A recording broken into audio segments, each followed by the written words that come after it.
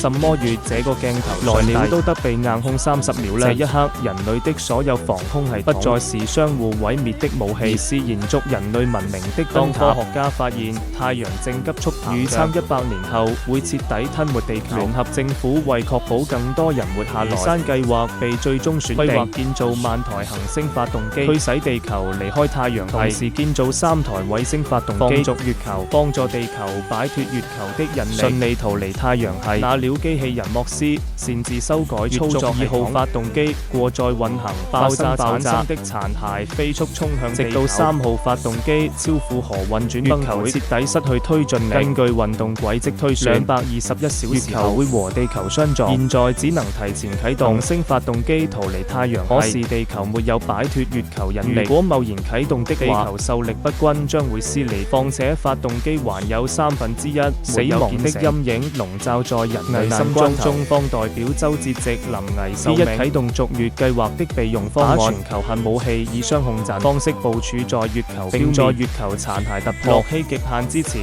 引爆核彈，引發月核聚變，使月球自行坍縮解體。第2步，重啟全球互聯網，跟服務器作連同全球發動機統一點，火指令逃離月球殘骸，踏上流浪地球的新征程。誰知一個更大的危機降臨了，3750顆核彈成功部署在破解各國核彈密碼，卻需要714個小時。距離月球撞擊地球還剩2個小時。目前只有一個扭轉局面的辦法，派出宇航員親自手動起爆核彈。這一刻，各國 V10歲以上的宇航員出來決定將生還的機會留給年輕人。中國航天飛行中隊50歲以上的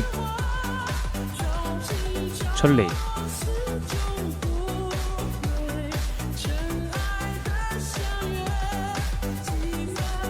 如果睡恐懼是生物的本能，明知山有虎，偏向虎山行的，勇氣就是獨屬於人類的讚歌。2分鐘後，月球第一波殘骸突破大氣層，正以毀滅性姿態肆虐着地球。原本人類互相殘殺的武器，奇蹟般的站在同一戰線之上。